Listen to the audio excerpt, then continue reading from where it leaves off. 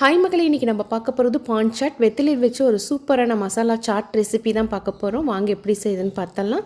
நான் இன்றைக்கி பீடா வெத்தலை ஒரு 6 எடுத்துருக்கிறேன். நீங்கள் எந்த வெத்தலை வேணால் எடுத்துக்கலாம். பெரிய வெத்தலையாக எடுத்துக்க. நல்லா வாஷ் பண்ணிவிட்டு தண்ணி இல்லாமல் பார்த்துக்குங்க. மேலே இருக்கிற காம்பியும் கீழே இருக்கிற நுனியும் கட் பண்ணிவிட்டு அதுக்கப்புறம் தான் நம்ம பயன்படுத்த போகிறோம். இப்போ இந்த சாட்டுக்கு தேவையான பொருளை பார்த்தலாம். தயிர் கொஞ்சம் எடுத்திருக்கேன். 1 டீஸ்பூன் அளவுக்கு சர்க்கரை போட்டு நல்லா கரைச்சிக்கலாம். கொஞ்சமாக பிளாக் சால்ட் சேர்த்திக்கலாம். இது ஃப்ளேவருக்காக சேர்த்துறோம். இதையும் நல்லா மிக்ஸ் பண்ணி விட்டுக்கலாம். இந்த ஸ்வீட் கர்ட் நம்ம கடைசியாக தான் பயன்படுத்த போகிறோம். இப்போ வெத்தலையை பொரிக்கிறதுக்கு தேவையான பஜ்ஜி மாவை பார்த்துடலாம். தேவையான அளவுக்கு கடலை மாவு சேர்த்திக்கலாம். பிளாக் சால்ட் கொஞ்சமாக போட்டுக்கலாம். இது ஃப்ளேவர் தரதுக்காக தான். உப்பு சிறிதளவு, காஷ்மீரி மிளகாய்த்தூள் அவங்கவுங்க காரத்துக்கு ஏற்ப சேர்த்திக்கங்க. மஞ்சத்தூள் சிறிதளவு, அரிசி மாவு ஒரு 3/4 டீஸ்பூன் இல்லைன்னா 1 டீஸ்பூன் அளவுக்கு சேர்த்திருக்கேன். கொஞ்சம் கொஞ்சமாக தண்ணி விட்டு பஜ்ஜி மாவு பதத்த அளவுக்கு நல்லா கரைச்சி எடுத்துக்கலாம். இப்போ போட்டிருக்க இன்க்ரீடியன்ஸை வச்சு நம்ம இது மிளகா பஜ்ஜி, வெங்காய பஜ்ஜி கூட நம்ம போட்டு எடுத்துக்கலாம்.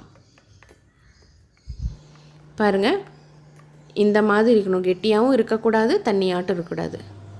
இப்போ வெத்தலை நல்லா ட்ரை ஆயிடுச்சு. துளி கூட தண்ணி இருக்கக்கூடாது. இது நல்லா டிப் பண்ணிக்கலாம். கெட்டியாக இருந்ததுன்னா தண்ணி விட்டுக்குங்க. ரொம்ப தண்ணியாட்டு இருந்ததுன்னா கொஞ்சம் மாவு சேர்த்திக்கலாம். இது கரெக்டாக இருக்குது. மீடியம் ஃப்ளேமில் எண்ணெயில் பொரிச்சு எடுத்துக்கலாம்.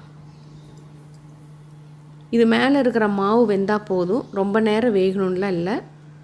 முக்கியமாக வெத்தலையில் தண்ணியே இருக்கக்கூடாது, இல்லைன்னா எண்ணெய் நல்லா இழுத்துரும். இதே மாதிரி மீதி இருக்கிற வெத்தலையில் எல்லாத்தையும் நம்ம பொரிச்சு எடுத்துக்கலாம். இது நார்த் இந்தியாவில் இது ஒரு ஸ்ட்ரீட் ஃபுட் ரெசிப்பிங்க. முக்கியமாக வாரணாசியில் ஃபேமஸான ஒரு ஸ்நாக்ஸ் ரெசிபி. நீங்கள் ஸ்கூல்லேருந்து குழந்தைங்க வந்தாங்கன்னா இந்த மாதிரி டிஃப்ரெண்ட்டாக கூட நீங்கள் ஒரு சாட் மசாலா ரெசிபி கொடுக்கலாம். இல்லை உங்கள் வீட்டில் ஒரு ஃபங்க்ஷன் அப்படின்னா இந்த ரெசிபி கூட நீங்கள் ஆட் பண்ணலாம். அவ்வளோதாங்க, நம்ம பொரிச்சாச்சு. இப்போ பிளேட்டிங் பார்த்தலாம். மேலே இது போடுறதுக்கு மின் சட்னியும் புளி சட்னியும் ஏற்கனவே நான் வீடியோ போட்டிருக்கேன். கீழே டிஸ்கிரிப்ஷனில் லிங்க் கொடுத்துருக்கேன். அதில் போய் செக் பண்ணிக்கங்க. மின் சட்னி, புளி சட்னி, மாதுளம்பழம் சிறிதளவு, ஏற்கனவே மிக்ஸ் பண்ண ஸ்வீட் கர்டு, பெரிய வெங்காயம், மீதி இருக்கிற மாவு கொஞ்சமாக காரா பூந்தி போட்டு உப்பு மல்லோடி மிக்ஸ் பண்ணி வச்சுருக்கேன், கொத்தமல்லி இலை. இப்போ பிளேட்டிங்க்கு ஃப்ரை பண்ண வெத்தலையை வச்சுக்கலாம். மேலே அப்படியே ஸ்வீட் கர்டு தூவி விட்டுக்குங்க. 1 பிஞ்ச் அளவுக்கு சாட் மசாலா மேலே அப்படியே தூவி விட்டுக்கலாம். அதுக்கு மேலே புளி சட்னி. இது எல்லாமே அவங்கவுங்க தேவைக்கேற்ப சேர்த்திக்குங்க. அடுத்தது மின் சட்னி,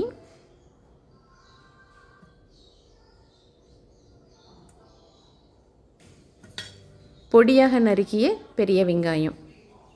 காரம் நல்லா வேணுங்கிறவங்க ஒரு பச்சை மிளகா கூட பொடி பொடியாக நறுக்கி சேர்த்திக்கலாம். நான் காரா பூந்தி சேர்த்துறேன்.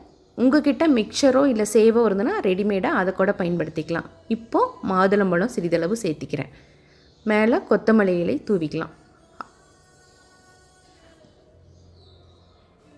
அவ்வளோதாங்க, சூப்பரான பான் சாட் ரெடி ஆயிடுச்சு. நீங்களும் இதே மாதிரி செஞ்சு பார்த்துட்டு எப்படின்னு சொல்லுங்கள். கண்டிப்பாக உங்கள் வீட்டில் இருக்கிறவங்க எல்லோரும் விரும்பி சாப்பிடுவாங்க. நீங்கள் செய்ய இன்னும் வேணும்னு கண்டிப்பாக கேட்பாங்க. பாருங்கள், நீங்களும் இதே மாதிரி செஞ்சு பார்த்துட்டு எப்படின்னு சொல்லுங்கள்.